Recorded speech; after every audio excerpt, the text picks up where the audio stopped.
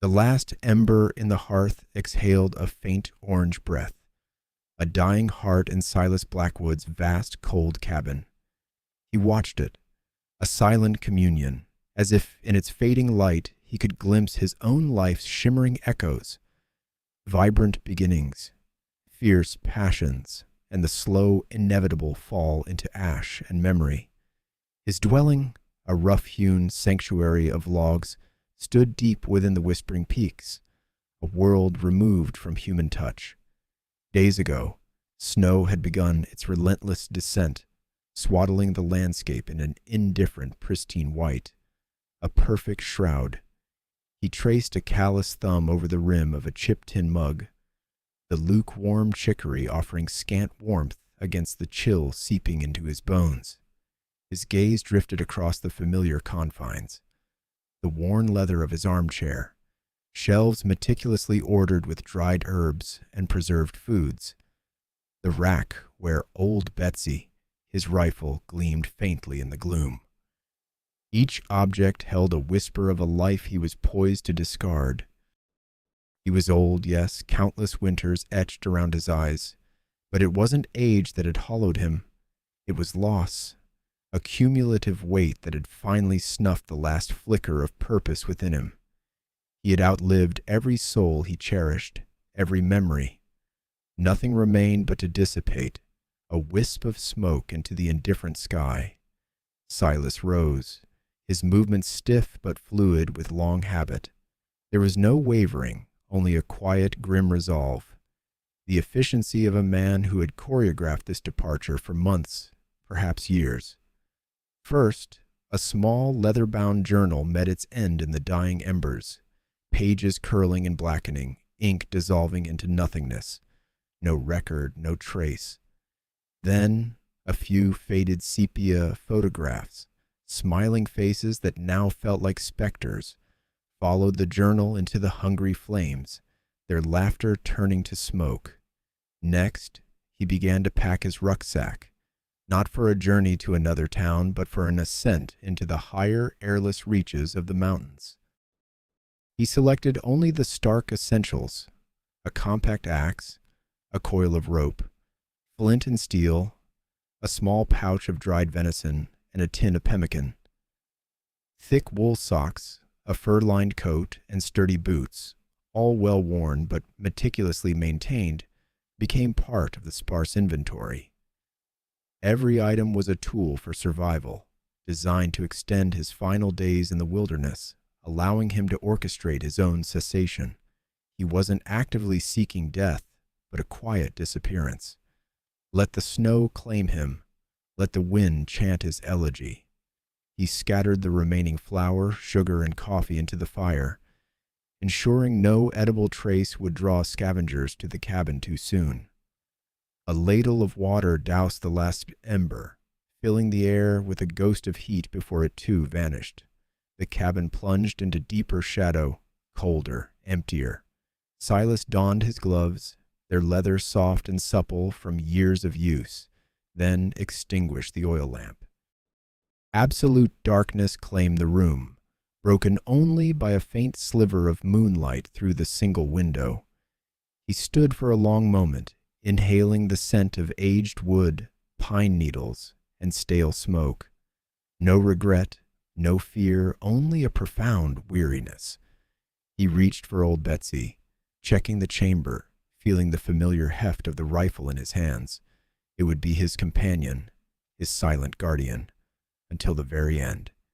He slung it over his shoulder, the cold metal of familiar presence against his back, and moved towards the door, his bootsteps muffled by the thick animal hides on the floor. His hand was on the latch when it happened. A low, guttural rumble. It began subtly, a deep earth tremor, like the distant growl of a hungry beast. Silas paused, his brow furrowed. Decades spent in these mountains had taught him their every mood, their subtle shifts.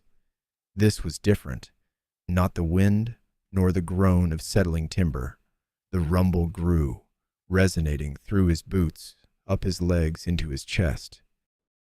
The cabin's wooden frame began to tremble faintly, a dry, rattling protest. A fine dust sifted from the ceiling rafters. The glass in the window pane hummed, a low, ominous whine. Silas's cynicism, his weary resignation, momentarily dissolved, replaced by the sharp instincts of a man who had faced danger countless times.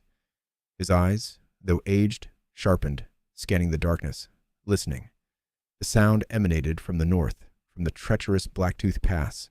The rumble intensified, transforming into a booming roar that reverberated off the surrounding peaks, shaking the very foundations of the cabin.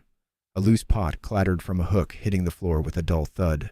This was no ordinary tremor. This was something vast, something powerful, tearing through the quiet night. Silas felt a prickle of unease, a sensation he hadn't truly known in years. He was about to disappear, to become nothing. But the mountains, it seemed, had other plans for him. He gripped old Betsy tighter. The roaring crescendoed, a deafening wave of sound and vibration, promising imminent upheaval. A voice in the snow. The ground continued its deep thrum, a resonant pulse that vibrated through the cabin's ancient timbers, rattling the empty teacup on the table. Silas, still grasping the edge of the doorway, felt the tremor in his bones. It wasn't the sharp, violent jolt of an earthquake, but a sustained, guttural growl from the earth itself, as if some slumbering giant had finally begun to stir beneath Blacktooth Pass. Then, a new sound cut through the lingering rumble. The jingle of harness bells, faint at first, then growing steadily louder, accompanied by the rhythmic creak of wagon wheels straining against packed snow. He frowned, a deep furrow appearing between his grizzled brows. A stagecoach? Here, in this forgotten corner of the world, miles from any established road, let alone a settlement? It made no sense.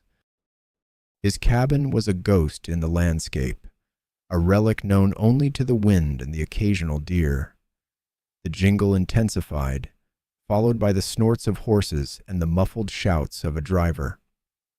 A dark silhouette emerged from the swirling snow. It had begun to fall again, a heavy four-wheeled carriage pulled by two shaggy-coated horses, their breath pluming white in the frigid air. It lumbered to a halt directly in front of his cabin, the driver a bundled figure on the high seat, his face obscured by a thick scarf and a wide-brimmed hat dusted with flakes. Silas remained frozen, one hand still gripping the doorframe, the other unconsciously reaching for the axe he'd left leaning by the hearth. He had prepared for solitude, for silence, for the final, quiet dissolution of his existence. He had not prepared for an audience. The carriage door creaked open, exhaling a plume of warm air and the scent of damp wool. A figure emerged, not the bulky, weathered traveler he might have expected, but a young woman. She was slender, wrapped in a long forest green coat, a fur-trimmed hood framing a face that was both delicate and remarkably resolute. Snowflakes clung to her dark lashes, making her eyes, a startling shade of hazel, seem even brighter. She carried a leather-bound satchel clutched tight in one gloved hand. She surveyed the cabin. Then Silas, her gaze unwavering. A faint smile touched her lips, a spark of optimism in the grim mountainscape. "Mr. Blackwood?" Her voice was clear, surprisingly strong against the backdrop of the wind, carrying a distinct echo of the city in its crisp articulation. Silas said nothing, his hand tightening on the axe handle. He hadn't heard his name spoken aloud in years, certainly not with such directness. She took a tentative step forward, her boots crunching on the fresh powder. "Silas Blackwood? The explorer?" She paused as if expecting a denial, then continued, a note of quiet triumph in her tone when he remained silent. "I knew it had to be you. The letters. They describe this place perfectly. The way the peaks jut like broken teeth against the sky, the cabin tucked into the lee of the ridge."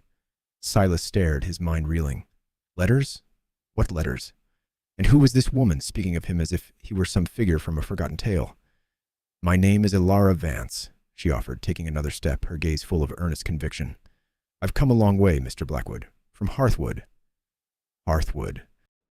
A sprawling, ambitious settlement hundreds of miles to the south, a place he had only heard whispers of, a beacon of progress in a world he had long abandoned. "You're not well, I can see that," Ilara continued, her brow furrowing slightly, her eyes assessing his gaunt frame and the weariness etched into his face. "But that doesn't change anything. My grandfather, he kept all your dispatches. the ones you sent back during your expeditions into the sunken peaks. He called them chronicles of courage." Her smile returned, softer this time, edged with a quiet reverence. "He believed in you. He believed you were the one to finally map the obsidian labyrinth, to find the passage to the azure coast."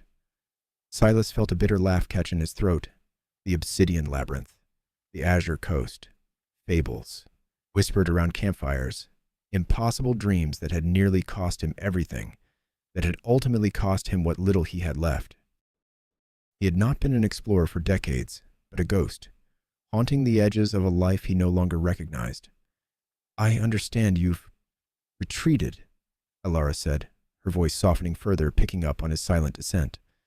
"But the world still needs men like you, Mr. Blackwood. The tremors, the ice storms coming earlier each year. The route through Blacktooth Pass is becoming impassable. People are afraid. They need a path, a way forward, and I believe you can find it." She reached into her satchel and pulled out a rolled parchment tied with a ribbon. She held it out to him, a formal gesture that felt entirely out of place in the desolate wilderness. "My grandfather always said you had a gift for seeing what others couldn't, for finding the way when there seemed to be none." Her gaze held his, unwavering, brimming with an almost childlike faith. "He said you were the bravest of them all, and I believe him." The words hung in the icy air, a stark contrast to the destructive rumble that still vibrated beneath their feet.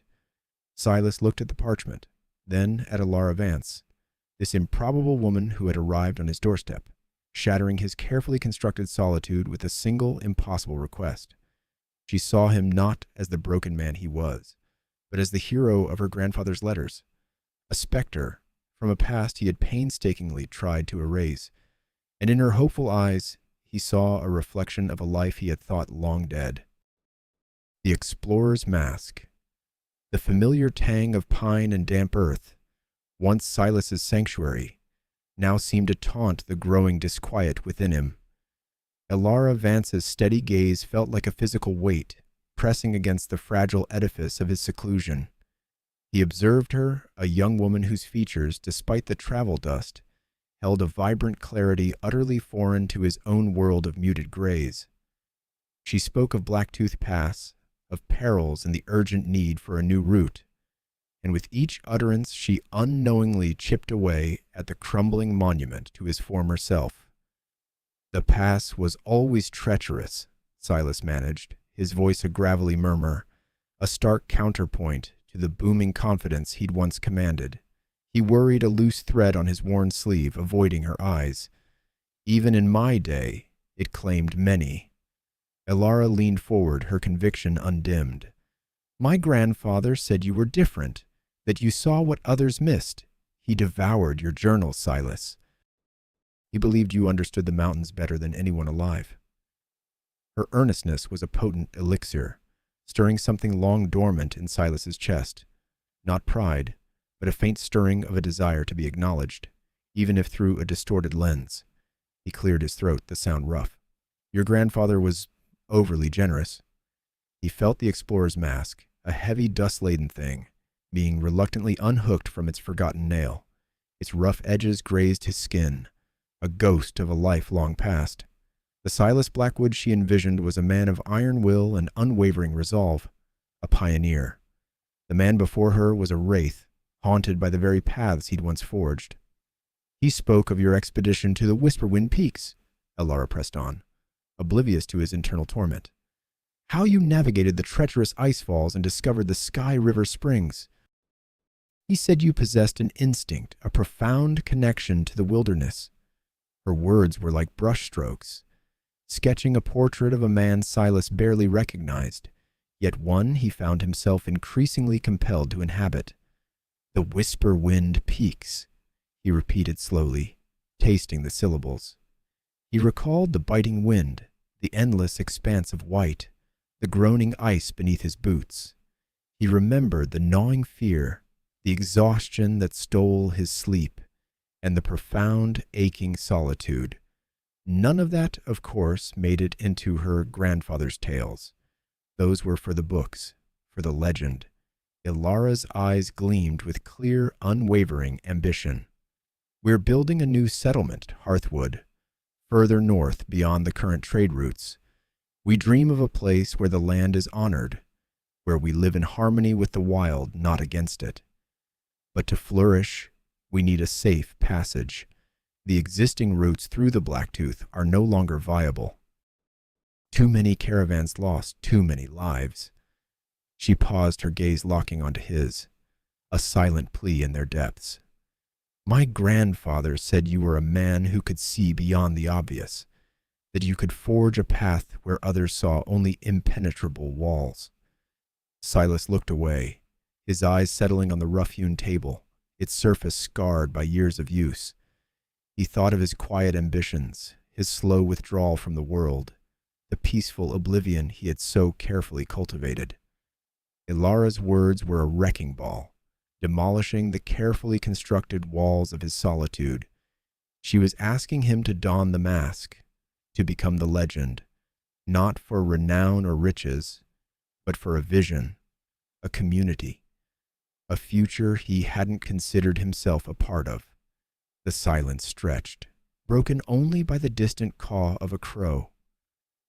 Silas felt the familiar ache of weariness settle in his bones, but beneath it, a strange, almost forgotten current stirred. Ilara's belief was a potent force, a mirror reflecting a version of himself he'd long since interred. He had outlived everything he cherished, yes, but her words, her unwavering conviction, offered a peculiar, unsettling form of resurrection.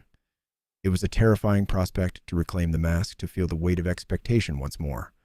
But as he met her hopeful, determined gaze, a strange, almost reckless impulse bloomed. Perhaps, just perhaps, the man she believed in could still be found, even if only in the reflection of her eyes. He drew a deep, shuddering breath, the scent of pine and damp earth suddenly sharper, more vibrantly alive. A new journey begins. The wind, carrying the sharp scent of pine and impending snow, rattled the single pane of glass in Silas's cabin, a physical manifestation of his inner turmoil. He stared at Ilara, her gaze unwavering, her hope a beacon in the gloom of his self-imposed exile. You truly believe this valley exists, old man? He rasped, the words feeling foreign on his tongue. He hadn't called himself an old man in years, had simply been Silas, fading, unburdened by identity. Ilara nodded, her chin set with a stubborn grace. You mapped it. It's in the old journals, the ones they speak of in Hearthwood. A hidden pass, protected from the worst of the northern winds, a place where the sun still reaches. Silas scoffed, a dry, humorless sound. Maps are tales, child. The wilderness changes. What was, often isn't. He gestured vaguely toward the window, where the tentative flakes of winter danced. The mountains are not so easily swayed by an old man's memory, but they are swayed by your memory, Ilara countered, her voice soft but firm. You found it once. You can find it again. Hearthwood needs you, Silas. Not the legend, but the man who made it. A tremor, subtle but undeniable, ran through Silas. The man who made it. The words echoed in a hollow space he thought long dead.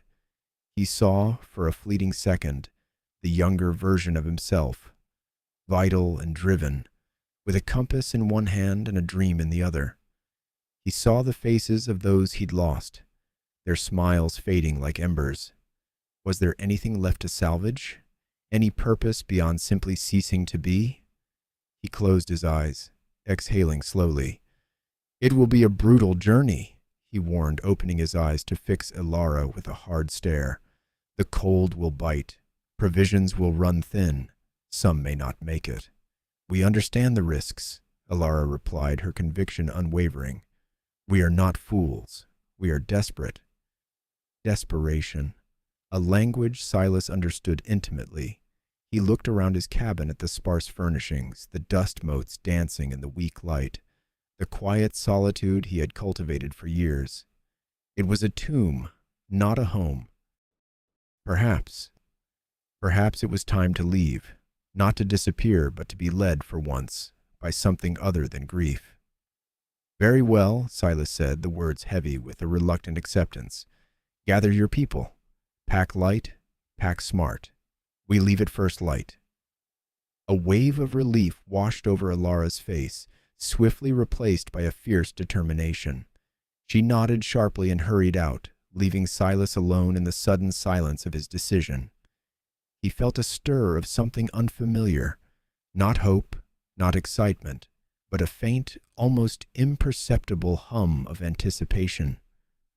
By the next morning, a small group of 6 settlers had assembled outside Silas's cabin, their breath pluming in the crisp air. There was Alara, sturdy and resolute, a young couple, Finn and Lyra, their faces etched with a mixture of fear and resolve, clutching a bundle that was clearly an infant, and 2 burly men, brothers named Gareth and Ronan, axemen by trade, their shoulders broad beneath their heavy cloaks. Each carried a backpack, worn and patched but packed with care. Their faces, though grim, held a glimmer of hope that mirrored Alara's. Silas surveyed them, his gaze sharp and assessing. They were hardy stock, certainly, but the mountains were a different kind of adversary. He felt the weight of their expectations pressing down on him, a burden he hadn't carried in decades. "You have furs?" Silas asked, his voice gravelly. "As much as we could spare," Alara confirmed, gesturing to their bundled forms. "Water skins full, dried meat, fire starters?" They affirmed each point. Silas nodded slowly. It wasn't much, but it was what they had. He turned to his own cabin, a final lingering look.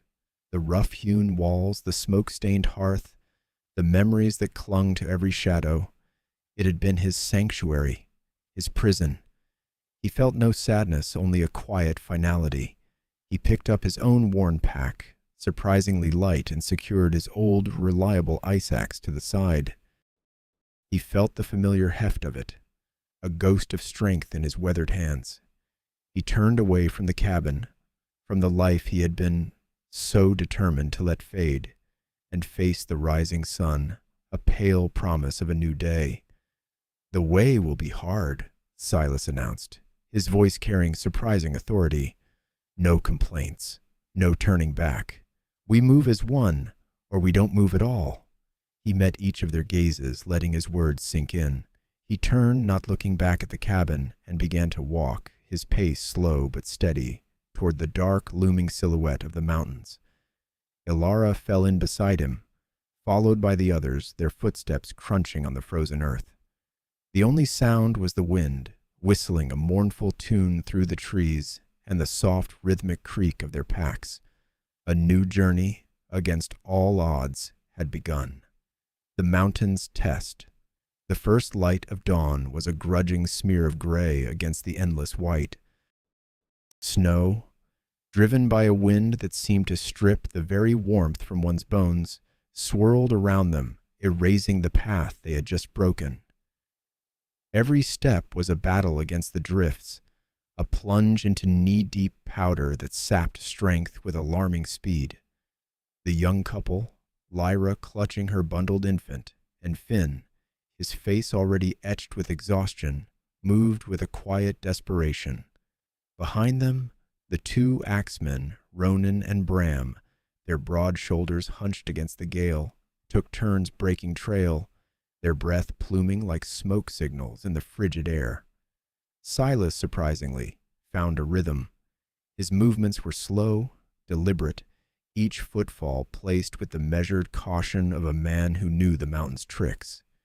He leaned into the wind, his gnarled hands gripping his sturdy walking stick, eyes narrowed against the biting sleet. The initial days had been a blur of physical torment, a relentless assault of cold and fatigue. His lungs burned, his old joints ached with a persistent throb, and the whispers of his past urged him to simply lie down and let the snow claim him. Yet a flicker of something, a stubborn refusal to yield, kept him moving. He had chosen a route he remembered from decades past, a narrow defile known to him alone, hoping it would offer some shelter from the relentless western winds. but the snow had been heavier than he anticipated, burying familiar landmarks. They were climbing now, the incline growing steeper, the air thinner. Lyra stumbled, nearly falling, and Finn caught her, his own breath ragged. Ilara, her face a mask of resolute determination, offered a reassuring smile and a steadying hand. She moved with an almost ethereal grace, her youthful energy a stark contrast to the weary pace of the others. Suddenly, a low rumble vibrated through the earth, a sound Silas knew intimately. His head snapped up, his gaze sweeping the snow-laden slopes above. It was a subtle shift in the air, a tension he could feel in his bones before anyone else registered it. "Run!" he barked, his voice raw, cutting through the wind's howl. "To the left! Against the wall!" There was no time for questions. Silas didn't wait, didn't hesitate. He plunged into a deeper drift, scrambling towards a cluster of ancient, snow-dusted pines that offered the only semblance of protection. His legs, protesting just moments before, found a surge of adrenaline-fueled strength. He moved with an urgency that surprised even himself. The others, startled by his sudden command, and the undeniable fear in his voice, followed instinctively. A moment later, the mountain exhaled. A white plume of snow, a small but deadly avalanche, cascaded down the very path they had been on, engulfing it in a roaring cloud of powder and ice. It was over in seconds, leaving behind a fresh, unblemished blanket of snow where their footsteps had been. Silas leaned against the rough bark of a pine, his chest heaving, the bitter taste of fear and exhilaration on his tongue. He had not truly seen the danger, not consciously. It had been an instinct, a primal knowledge buried deep beneath years of disuse, resurfacing with chilling clarity. He had reacted without thought, a ghost of the explorer he once was. Ilara was the first to reach him, her eyes wide with a mixture of terror and profound respect. "Silas," she breathed, her voice barely a whisper above the wind. How did you know?" He didn't answer immediately, still catching his breath, the tremor in his hands betraying the calm he tried to project. "The sound," he finally rasped. "The feel of it. The mountain speaks if you listen." He offered a small, almost imperceptible shake of his head, a private acknowledgement of the reawakening within him. He hadn't thought he still possessed such reflexes, such an intimate connection to the wild. The incident had jolted him, not just with fear, but with a strange, almost unwelcome sense of purpose.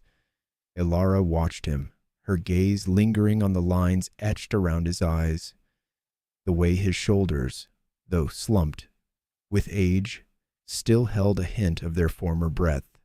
She saw the exhaustion, yes, but also a flicker of something else, a deep, almost ancient knowledge that went beyond mere experience. It was a connection to the world, a wisdom born of countless journeys and close calls. He was frail, she knew, but he was also undeniably powerful in his own way. A concern for his age mixed with a growing admiration, a silent affirmation that she had chosen correctly. This journey, she realized, was not just about finding a new path, but about witnessing a legend rekindle his own flame. The mountain had tested them, and Silas, against all odds, had answered. They pushed on, the near miss a stark reminder of the unforgiving nature of their quest, but also a strange galvanizing force. The air thrummed with a new, quiet determination. Silas, though silent, felt the subtle shift within himself. He was no longer merely leading them to his valley. He was leading them away from the mountain's hungry maw, a guardian resurrected by necessity. Each step now held a weight beyond mere physical exertion. It was a step towards reclaiming a piece of himself he thought long lost. Shelter in the storm. The reprieve from the avalanche was fleeting. No sooner had the last echoes of thunderous snow receded than the sky, which had promised a fragile blue, turned a bruised, angry purple. A biting wind, thin and sharp like a surgeon's scalpel, began to whip around them, kicking up the powdery snow they had just escaped. Alara shivered, drawing her worn cloak tighter. The air, already frigid, plummeted several more degrees, making each breath a painful inhalation of ice. "Blizzard," Silas rasped, his voice rough from the cold and recent exertion. His gaze, usually distant, was now keenly focused on the churning horizon. "And a bad one." Fear, a cold, unwelcome guest, settled in the pit of Alara's stomach. She glanced at Lyra and Finn, their faces pale and etched with dread. The recent near-death experience had drained them, leaving their reserves low. To face another threat so soon, it felt insurmountable. Silas, however, moved with a renewed urgency, a flicker of the man Alara had only read about. "We need shelter. Now." His eyes scanned the terrain, not with panic, but with a methodical assessment that spoke of years spent deciphering nature's cruelest puzzles. He pointed towards a thick drift, sculpted by previous winds into a somewhat concave shape. "That's our best bet. Natural anchor." Without a word, he began to dig, not with frantic, wasted energy, but with a precise, almost economical rhythm. His shovel, a sturdy, custom-made tool he'd carried for decades, to bit into the snow with surprising ease. He didn't just clear snow, he sculpted it, compacting each layer with his foot, building an impervious wall against the onslaught that was rapidly approaching. "Ilara, help me with these blocks," he commanded, indicating the larger chunks of snow he was carving out. "Lyra, Finn, start gathering any loose branches, anything that can reinforce the roof once we get it up." Ilara, despite her own trepidation, found herself moving, a strange calm descending as she watched Silas work. There was an undeniable authority in his movements, a quiet competence that inspired confidence. He wasn't just directing, he was leading by example, his aged frame moving with a surprising agility. He showed them how to stack the snow blocks, how to interlock them for maximum stability, explaining the principles of a proper quinsy as he went. The wind howled now, a banshee's scream, tearing at their clothes and whipping their hair into wild disarray. Snow, thick and blinding, began to fall, reducing visibility to mere feet. It was a race against time, a desperate battle against the elements. Alara's hands, clumsy with cold, fumbled with the heavy snow blocks, but Silas's steady encouragement kept her going. "Good, that's it. Push it tight against the last one," he urged, his breath pluming white in the freezing air. "Every seam matters." Slowly, painstakingly, a dome began to rise from the swirling white chaos. Silas worked tirelessly, carving out a low entrance, then demonstrating how to pack snow around the perimeter to create a lip that would prevent drafts. He even fashioned a small vent at the top, ensuring air circulation. It was clear this wasn't just a makeshift burrow. It was a well-engineered fortress, built with an understanding of the mountain's whims that only decades of intimate acquaintance could provide. Finally, as the last of the light bled from the sky and the blizzard intensified into a roaring tempest, they crawled inside. The contrast was immediate and profound. The howling gale outside was muffled to a distant moan, the biting cold replaced by a surprisingly tolerable chill. They huddled together, shoulders touching in the cramped space. Lyra and Finn, their faces streaked with grime and exhaustion, slumped against the snow wall, their eyes wide with the lingering terror of the storm. Ilara found herself pressed against Silas, the warmth of his body a welcome comfort against the pervasive cold. He sat, his back ramrod straight, listening to the fury outside, a deep sigh escaping his lips. It wasn't a sigh of resignation, but one of hard-won relief. The air inside the quinsy was thick with the scent of damp wool and pine, a comforting earthiness amidst the sterile white world outside. They were safe, for now. Yet, The vulnerability remained, a fragile shell of snow holding back the unimaginable power of the mountain. Ilara looked at Silas, truly looked at him. The weariness was still there, etched into the lines around his eyes and mouth, but beneath it, something else had ignited, a spark of purpose, a quiet determination that shone through the blizzard's gloom. He had not just built a shelter, he had built a beacon of hope in the heart of the storm. Whispers of the past. The quinzee, surprisingly sturdy, hummed with the fury of the blizzard, a low, constant growl that vibrated through the packed snow walls. Inside, the air was still, thick with the scent of pine needles and damp wool. Lyra and Finn, exhausted, had curled into a heap, their breathing soft and even. Ilara sat opposite Silas, close enough that the faint scent of wood smoke clinging to his coat was discernible. The small, flickering flame of their lamp cast dancing shadows, exaggerating the lines on Silas's face, making him look both ancient and strangely youthful in the play of light. "You know," Silas began, his voice a low rumble, almost lost beneath the wind's shriek. "I once had a dog. Not a working dog, mind you. Just a mutt. Found him by the river when he was just a pup, all matted fur and two big paws." He paused, gazing into the lamp's flame, a distant look in his eyes that Ilara had rarely seen, a look unburdened by the weight of legend or the immediate need for survival. Named him Barnaby. He wasn't much for tracking or herding, but he had a knack for knowing when I needed company. Always seemed to know when a storm was coming too, long before the barometer dropped. Ilara listened, her earlier fear of the blizzard momentarily forgotten, replaced by a profound curiosity.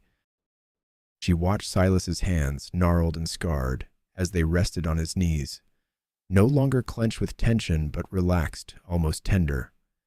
This wasn't the legendary explorer recounting a perilous journey. This was a man recalling a simple, cherished memory. "One winter, I was laid up with a bad fever," Silas continued, his voice softening. "Thought I was a goner, truth be told. Barnaby, he wouldn't leave my side, just lay there, a warm weight against my leg, sometimes licking my hand when I drifted in and out. Never barked, never whined. Just was there." A faint smile, tinged with melancholy, touched his lips. When the fever finally broke, and I could sit up, he looked at me with those big brown eyes, like he'd known all along I'd pull through. Then he let out the biggest yawn I'd ever heard and promptly fell asleep, a deep, contented sleep. The silence that followed was different from the strained quiet that often accompanied their journey. This was a comfortable silence filled with the warmth of a shared moment. Ilara didn't offer platitudes or expressions of sympathy. She simply met his gaze, a quiet understanding dawning in her eyes. She saw past the weathered exterior, past the renowned adventurer, to the man who had loved a simple dog, a man who had known vulnerability and quiet companionship. The story wasn't about heroism or grand achievements. It was about connection, about finding solace in the mundane, a truth that resonated deeply with her own desire to build a safe, ordinary life for her people. "He lived a good, long life," Silas finally added, his voice barely a whisper. "Buried him under the old oak by the river. Still remember the way his fur felt, coarse but warm. A good dog." He looked at Ilara then, a direct, unvarnished look that sought no judgment. Ilara nodded slowly, a gentle smile gracing her lips. "It sounds like he was," she said, her voice soft, imbued with a genuine empathy. She didn't need to ask about loss, she understood it. The quiet strength in her gaze seemed to acknowledge the unspoken grief, the profound loneliness that had undoubtedly followed the loss of such a loyal companion. In that small, snowbound shelter, a fragile bridge formed between them, spanning years and vastly different experiences. It wasn't about the mountains or the valley or the desperate need for a new home. It was about two people, bound by the howling storm outside, finding a common thread of humanity within. Silas, for the first time in what felt like decades, felt a tremor of something akin to peace. The weight on his shoulders, usually a crushing burden of regret and self-imposed isolation, lightened, if only for a moment. He saw in Alara's eyes not just hope for her people, but a genuine compassion that reached beyond their immediate objective. It was a silent affirmation that perhaps, even in his twilight years, there was still a part of him worth seeing, worth knowing, beyond the echoes of his past exploits. The wind outside continued its mournful song, but within the Quincy, a different kind of whisper had begun, the quiet, tender murmur of connection. He found himself wanting to share more, to divest himself of the solitary burden of memory, to finally acknowledge the man he was, not just the legend he had become. This woman, with her unwavering belief, was somehow making him whole again, one quiet story at a time. Alara shifted, leaning slightly closer. "Sometimes," she began, her voice barely audible above the wind. "It's the small things, isn't it? The unexpected kindness, the quiet presence. Those are the things that truly stay with you." Her words were a balm, a recognition of the profound truth in his simple tale. And for Silas, it was a moment of profound, unexpected relief. The warmth of the shared space, the flickering light, and the understanding in Alara's eyes wove together, creating a sanctuary, not just from the blizzard, but from the chilling solitude he had long embraced. The promised land. The wind, a relentless force through their ascent, abruptly ceased as they topped the final ridge.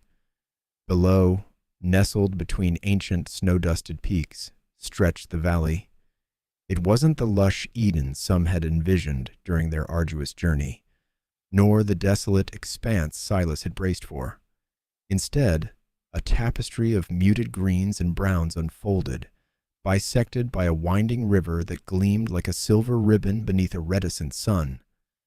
Patches of resilient evergreen clung to the lower slopes, and the air, though sharp, carried the faint earthy fragrance of damp soil and pine. A collective exhalation escaped the group, a ragged symphony of wonder and weariness. Weeks of ceaseless climbing, of battling blizzards and dwindling hope, dissolved into this single breathtaking panorama. Shoulders sagged, yet faces lifted, chins no longer shielded against the wind, but angled towards the unfolding vista. Alara stepped forward, her eyes wide, mirroring the immensity before them. "It's more than I imagined," she whispered, her voice rough from disuse. There was no immediate burst of cheer, only a quiet, reverent absorption of the scene. The valley possessed a stark, untamed beauty, a testament to nature's indifference and profound grace. Yet it was also formidable. A blank slate, yes, but one demanding immense effort to inscribe. Silas stood beside her, his gaunt face etched with the journey's toll, but a long dormant spark flickered in his eyes. He scanned the terrain with an explorer's practiced gaze, already charting potential perils and hidden assets. The river, clear and robust, promised sustenance. Clusters of trees offered timber and refuge. Faint tracks in the lingering snow hinted at game, a reassuring sign. Still, the sheer scale of the wilderness loomed as a formidable adversary. Their small group was resource thin. "It's a strong start," he rumbled, a man not given to elaborate declarations. Yet his simple affirmation carried immense weight. He noted the doubt clouding the younger members' faces, the weariness that threatened to eclipse even this nascent hope. He also saw the unwavering resolve in Alara's stance, the way she squared her shoulders, ready for whatever lay ahead. They spent the remainder of the afternoon on the ridge, a silent vigil as the sun began its slow descent, painting the western peaks in fiery oranges and deep purples. Silas pointed out a natural hollow near the river, a potential spot for their first temporary shelters, offering some wind protection. He identified a distant, darker patch of forest as a source of thicker timber, and a rock formation that might yield stone for more permanent structures. Each observation was delivered without flourish, a practical assessment of their new reality. Alara listened intently, absorbing every word, her mind already racing with plans and possibilities. The magnitude of the task ahead was immense, almost staggering. They had endured weeks of hardship simply to reach this place. Now, the true work began, forging a home, a community, from only their shared will and the raw materials of the land. "It won't be easy," she said, turning to Silas, her gaze unwavering. "It will demand everything we have." Silas met her gaze, a faint, almost imperceptible smile touching his lips. "Nothing worthwhile ever is, Alara, but we have each other. And we have a purpose." He surveyed the valley again, not with the resignation of a man orchestrating his quiet disappearance, but with the focused determination of a craftsman contemplating a masterpiece. The wilderness had always been his sanctuary, his crucible, his truth. Now it was also their future. As twilight deepened, casting long blue shadows across the valley floor, the group began their descent. The air grew colder, but a new kind of warmth settled over them, the warmth of shared purpose, of a dream finally within reach.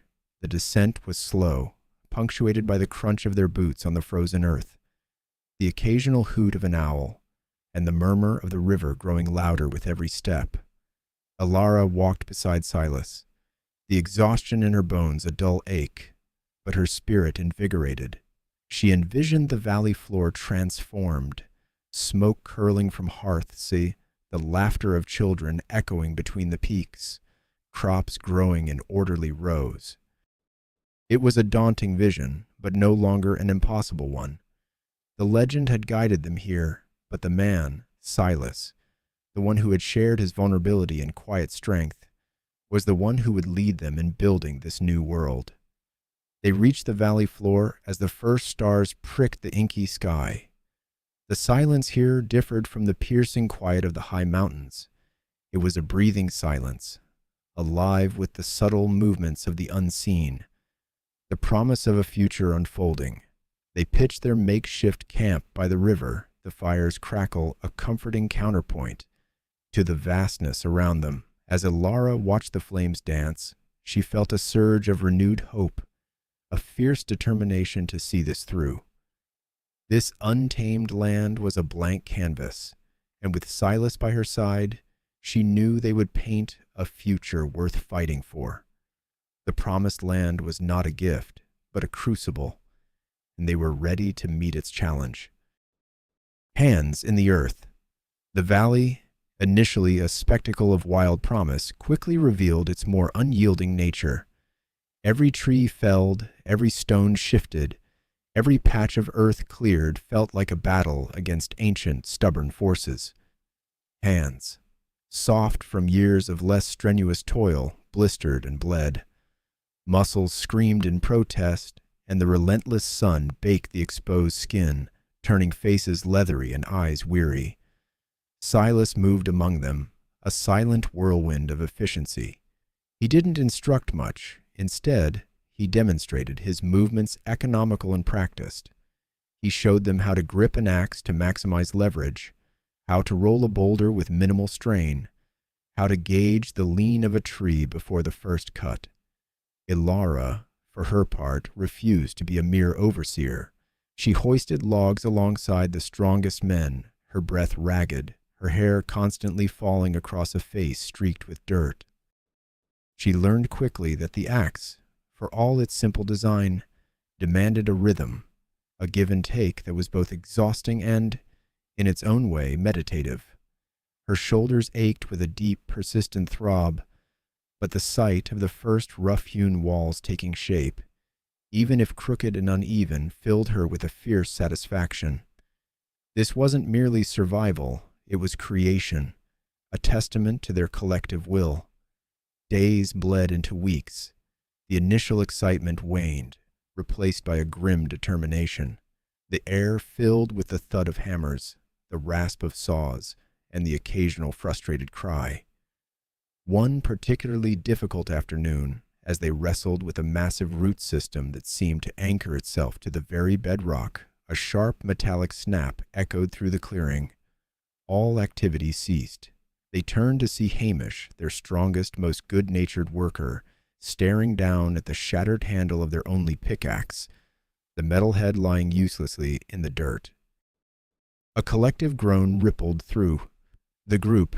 The pickaxe was indispensable for breaking up the compacted earth, for levering out rocks, for preparing the ground for foundations. Without it, progress would slow to a crawl, or worse, grind to a halt. Despair, a bitter taste, settled on their tongues.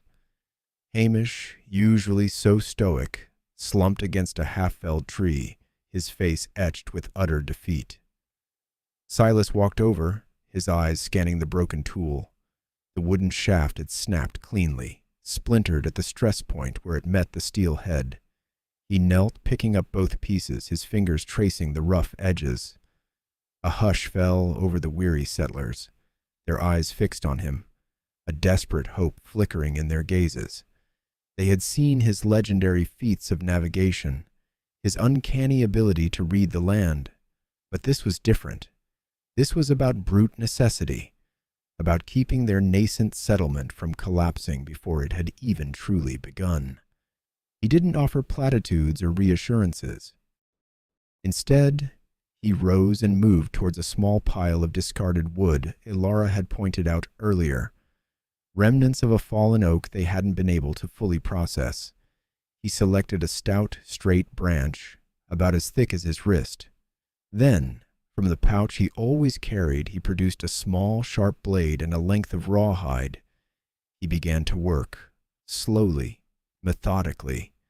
He peeled the bark from the chosen branch, revealing the pale, unblemished wood beneath. Then, with surprising dexterity for hands that had once guided ships and climbed mountains, he began to carve. He whittled down one end of the branch, shaping it carefully, patiently, until it tapered into a precise, snug fit for the hollow of the pickaxe head. He tested the fit repeatedly, adjusting, refining, his brow furrowed in concentration. The blade glinted in the sunlight, shaving off slivers of wood with each deliberate stroke. Ilara watched, mesmerized. She had seen him direct, seen him strategize, but this was a different kind of mastery. This was the quiet wisdom of a craftsman, the intimate understanding of materials and their properties. He wasn't just a legend. He was a man who knew how to make things work. Finally, after what felt like an eternity, he pushed the new wooden handle into the pickaxe head with a grunt of effort. It settled with a satisfying thud, a perfect, tight fit. He then took the rawhide and meticulously wrapped it around the joint, binding it tightly, knotting it with practiced hands. When he was done, he handed the pickaxe back to a stunned Hamish. "Try it," Silas said, his voice low, without a hint of triumph. Hamish hefted the tool. It felt solid, balanced, perhaps even stronger than before. He swung it, tentative at first, then with growing confidence, striking the stubborn earth. The pickaxe bit deep, sending clods of soil flying. A cheer erupted from the weary settlers, a sound of profound relief and renewed determination. The despair that had threatened to engulf them dissipated like morning mist. Ilara met Silas's gaze across the small clearing. There was no boast in his eyes, only a quiet understanding of what he had just done. It wasn't a grand discovery or a daring rescue, but it was, in its own way, far more significant. He hadn't just repaired a tool. He had mended their spirits, reminded them that even in the face of breakage and setback, there was always a way forward, always a solution to be found if one simply knew how to look and how to work with one's hands in the earth. The long winter, The crisp autumn air, usually a herald of vibrant colors and bountiful harvests, turned prematurely bitter. A chilling wind, laden with an unnatural dampness, swept through the valley, stripping the trees bare with an aggressive finality. Then came the snow, not in delicate flurries, but in thick, heavy blankets that smothered the nascent settlement. It was too early, too much. The settlers, still grappling with the basics of their new existence, watched their carefully cultivated plots vanish under an unforgiving white shroud. Food stores, meager from the start, dwindled with alarming speed. The small game they'd managed to trap in the brief window before the snowfall vanished into hibernation or deeper wilderness. The valley, once promising, became a white-walled prison. Coughs turned into wheezing, sniffles into fevers. A virulent chill born of cold and hunger swept through the cabins, felling the strongest among them. Children cried with a weak, listless sound, their mothers helpless to offer comfort beyond a thin blanket and a prayer. Ilara, whose boundless energy had been the very engine of their endeavor, fought the illness with a fierce, almost desperate resolve. She moved from cabin to cabin, her voice hoarse, her eyes shadowed with fatigue, distributing the last of the medicinal herbs Silas had gathered. But even her formidable spirit began to crack under the relentless pressure. One evening, Silas found her slumped against the rough-hewn wall of her cabin, her skin clammy and flushed, her breath coming in ragged gasps. The vibrant spark that usually animated her gaze was dulled, replaced by a vacant stare. "Ilara," he murmured, kneeling beside her. Her forehead burned beneath his touch. He pressed his palm to her cheek, feeling the alarming heat radiating from her. Her usual quick wit and sharp replies were absent. She merely moaned, a soft, helpless sound that twisted something cold and hard in his gut. He remembered the last time he'd felt this particular dread, this sinking certainty that the inevitable was closing in. It had been years ago, a different valley, a different face, but the icy grip of powerlessness was identical. He'd watched as life ebbed away then too, powerless to stop it, to turn back the tide. He had sworn that feeling would never consume him again, had built walls of indifference and solitude so high they'd seemed impenetrable. Yet, here it was, gnawing at him, threatening to tear down everything he'd carefully constructed. Silas forced himself to be pragmatic. He assessed her symptoms, drawing on forgotten knowledge from a lifetime spent in the wild, far from doctors and apothecaries. He felt the rapid, shallow pulse at her wrist. Her breathing was labored, her chest rattling with each intake of air. This was no common cold.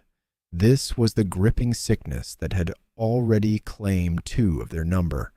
He moved with a renewed, almost frantic energy.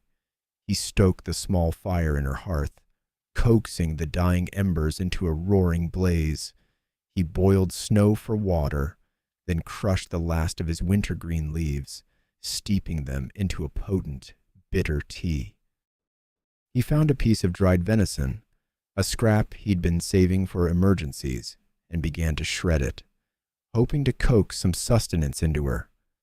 "Ilara, you must drink this," he urged, holding the steaming mug to her lips. She turned her head weakly, her eyes barely slits. He pressed gently but firmly until a few drops trickled past her parched lips. It was slow, agonizing work, each sip a victory against the encroaching weakness. As the days bled into one another, marked only by the dwindling light and the constant, biting cold, Silas became her shadow. He fed her spoonfuls of thin broth, changed her feverish compresses, and sat by her side through the long, silent nights. The settlers, weakened and disheartened, looked to him, their hope a fragile thing clinging to his quiet competence. But inside, Silas was battling a demon far older and more insidious than the winter sickness. He was fighting the ghost of his past, the haunting specter of loss. Every cough Alara gave, every shiver that racked her small frame, was a fresh wound to his carefully guarded heart. He saw not just Alara Vance, the determined young woman who had sought him out, but every face he had failed to protect, every life that had slipped through his fingers. He felt the cold touch of despair, the insidious whisper that told him this too was futile, that he was destined to watch everything he cared for turn to dust. But then he would look at Alara's pale, drawn face, at the faint tremor of her hand as she instinctively reached for his, and something deep within him would ignite. It wasn't hope, not yet. It was a fierce, primal refusal to let go. He would not watch her fade. Not this time. He would fight with every ounce of his being against the encroaching darkness. He had brought her here, to this valley, to this harsh winter. He would not let her fall. He couldn't. A new purpose. Silas moved with the quiet efficiency of a man who had faced death before, not as an explorer, but as a guardian. The flickering lamp cast long, dancing shadows on the walls of Alara's small cabin, a meager bulwark against the howling blizzard outside. He fed the fire relentlessly, each log a defiant stand against the encroaching cold. He brewed bitter herbal concoctions, holding the cup to Alara's parched lips, coaxing her to swallow, drop by agonizing drop. Her skin was feverish to the touch, her breathing shallow and ragged, a constant, terrifying whisper in the otherwise silent room. Sleep was a luxury Silas denied himself. He sat by her cot, a sentinel against the encroaching darkness, listening to every cough, every faint murmur. He smoothed her brow, wiped away beads of sweat, and rearranged the rough blankets, his hands surprisingly gentle for their weathered appearance. Memories, sharp and unwelcome, flickered at the edges of his consciousness. The scent of sick rooms long past, the hollow ache of helplessness. But this time, he wouldn't yield. The desperation that had threatened to consume him in the initial shock had hardened into an unyielding resolve. He would not lose her. He could not lose her. Days bled into nights, indistinguishable save for the shifting light beyond the window. The other settlers, gaunt and weary themselves, brought what little they could spare, a bowl of thin broth, a handful of dried berries. They respected Silas's vigil, their silent support a testament to Alara's importance, and perhaps to Silas's transformation. He accepted their offerings with a curt nod, his gaze never straying far from Alara. Then, one frigid morning, a miracle. Alara's eyelids fluttered. A weak cough escaped her lips, stronger than any before. Her eyes, clouded with fever for so long, slowly focused on Silas's face. He froze, his breath catching in his throat. Silas. Her voice was a dry rustle, barely audible. A wave of profound relief washed over him, so potent it almost buckled his knees. He reached for her hand, his calloused fingers trembling as they closed around her fragile ones. Alara, you're awake. A faint smile touched her lips, a ghost of her former vibrancy. I heard you, talking to me. She paused, her gaze raking over his gaunt face, the deep shadows beneath his eyes, the worry etched into every line. You didn't sleep. It wasn't a question, but a statement of undeniable fact. Silas merely grunted, a non-committal sound. He poured some water into a cup, holding it for her. As she drank, her eyes remained fixed on him, a new understanding dawning in their depths. She saw the fierce protectiveness, the raw vulnerability he usually kept so carefully hidden. She saw the pain he carried, the ghost that haunted him, but also the unwavering strength that had brought her back from the brink. This wasn't just the legendary explorer. This was Silas, a man capable of profound devotion. You saved me, she whispered, her voice stronger now. He averted his gaze, uncomfortable with the intensity of her gratitude. We're not out of the woods yet. You need to rest, eat. But Alara persisted, a newfound clarity in her eyes. No, Silas, you saved me, and I saw you, not just the man who could lead us, but the man who wouldn't let me go. Her words hung in the air, piercing through Silas's carefully constructed walls. He looked at her, truly looked at her, and saw not just the determined young woman who had sought him out, but the future they were trying to build. This fragile, resilient woman, clinging to life, was the heart of it all. And in her survival, he found a piece of himself he thought long dead. As Alara slowly began to recover, her strength returning in halting increments, Silas allowed himself to reflect. The fear that had gripped him, the echo of past losses, had been a terrible weight. But in fighting for her, in refusing to surrender, he had found something new within himself. It wasn't just about leading them to a valley anymore. It was about safeguarding the fragile spark of hope they represented. It was about Alara, yes, but it was also about the legacy they were creating, the community they were painstakingly forging out of the wilderness. He thought of the settlement, still struggling against the harsh winter, but no longer defeated. He thought of the children, their faces thin but their eyes still bright with possibility. He had believed his purpose was over, that his life was winding down to a solitary end. But watching Alara breathe, watching her slowly regain her color, he realized his purpose wasn't just renewed, it was profoundly redefined. It was no longer about escaping the past, but about building a future he would fiercely protect, with Alara by his side. He knelt by her cot, gently adjusting her blanket. She was asleep, a faint, peaceful smile on her lips. Looking at her, Silas felt a quiet certainty settle in his soul. This wasn't just a village they were building, it was a home, and he, Silas Blackwood, was its guardian. Spring's promise. The blizzard's relentless howl, a months-long tormentor, finally relinquished its grip. In its place arose a new chorus, the melodic drip of melting snow from eaves, the gentle murmur of a swollen stream, and the tentative, hopeful trill of early birds. Spring had not erupted but unfurled with patient grace. The formidable white shroud which had long embraced the valley began to retreat, revealing patches of rich, damp earth. A faint, verdant blush emerged on the willow branches lining the river, and the air, though still crisp, carried the perfume of thawing soil and burgeoning life. Silas, a steaming mug of Alara's herbal tea clasped in his gnarled hands, stood on his cabin porch. He watched the valley's metamorphosis, a quiet witness to nature's unyielding cycle. Once a formidable adversary, the landscape now shed its winter hide, preparing for a season of plenty. The settlement, a huddle of sturdy log cabins and newly erected communal structures, seemed to exhale a collective sigh of relief. Smoke spiraled lazily from stone chimneys, mingling the aromas of wood smoke and breakfast. This community, born of desperation and tempered by winter's harsh crucible, now pulsed with vibrant energy.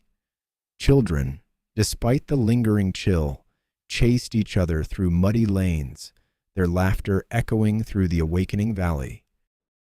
Adults were already at work, mending fences damaged by heavy snow or clearing the last drifts from around their homes. The sawyer's rhythmic thud, emanating from the forest's edge, underscored ongoing construction. New plots, painstakingly cleared during brief thaws, were being turned, their rich soil primed for the first seeds. Silas's gaze found Alara, a beacon of tireless energy, directing settlers near the nascent communal garden. She moved with effortless grace, her voice clear and resonant as she explained the nuances of soil preparation. Her recovery from the fever had been nothing short of miraculous, a testament to her profound resilience. A potent force that had drawn her back from the precipice. Her near loss had etched a deeper understanding onto Silas's soul. A fierce protective instinct now burned brighter than any past ambition. He recalled the bitter cold, the gnawing terror, the hours spent at her bedside, his own life feeling desolate should hers extinguish. Her survival had not just saved her, it had saved him, restoring his reason to breathe, his purpose to stride forward. His story, he realized with profound relief, was far from concluded. A young boy, no more than 7, stumbled in the mud near Silas's cabin. Before a cry could escape him, Thomas, a burly settler, scooped him up, wiping the mud from his face with a booming laugh. The child, initially tearful, soon joined the mirth. A smudge of dirt on his cheek, his spirit undimmed. This effortless camaraderie, this unspoken covenant of mutual support, remained a constant marvel to Silas. It stood in stark contrast to the solitary, self-reliant existence he had known for so long. He found himself smiling, a slow, unpracticed motion that felt alien yet deeply satisfying. The lines around his eyes, usually etched with weariness and a lifetime of hard-won battles, softened. This place, this burgeoning community, was more than just a haven. It was a living, breathing testament to their shared will to survive, to flourish. It was a legacy, not entirely of his making, but one he had undeniably helped to establish. Later that afternoon, as the sun climbed higher, painting long shadows across the valley, Silas found Ilara inspecting a patch of freshly tilled earth. She looked up as he approached, her eyes, the color of warm amber, crinkling at the corners. "The ground is good, Silas," she said, her voice imbued with quiet triumph. "It promises a rich harvest." He nodded, a sense of shared accomplishment settling between them. It was a long winter. "One we faced together," she corrected gently, her gaze meeting his. An unspoken understanding passed between them, a recognition of the journey they had traversed, the challenges they had overcome. The memory of her fever, of his desperate vigil, lingered in the air, a silent testament to the depth of their connection. "We built something here, Ilara," Silas said, his voice raspy with emotion.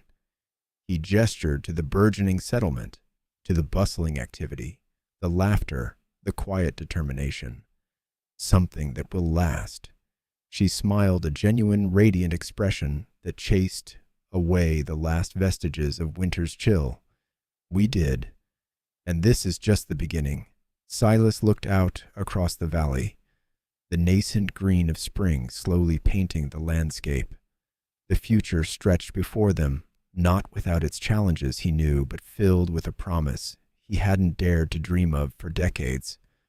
He was no longer a man resigned to a solitary end, but a guardian, a leader, bound by a fierce, unwavering devotion to this new life, to this resilient community, and most profoundly, to the woman who had called him back from the edge of his own disappearance. His purpose was clear as the spring sky above them. A lasting legacy. The scent of damp earth and budding wildflowers clung to Ilara as she approached Silas, who was meticulously sharpening an axe by the communal fire pit. The rhythmic shink-shink of steel against stone was the only sound for a moment, a counterpoint to the distant laughter of children playing by the newly cleared stream. She sat beside him on a felled log, her gaze sweeping over the valley, now a vibrant tapestry of green shoots and newly tilled soil.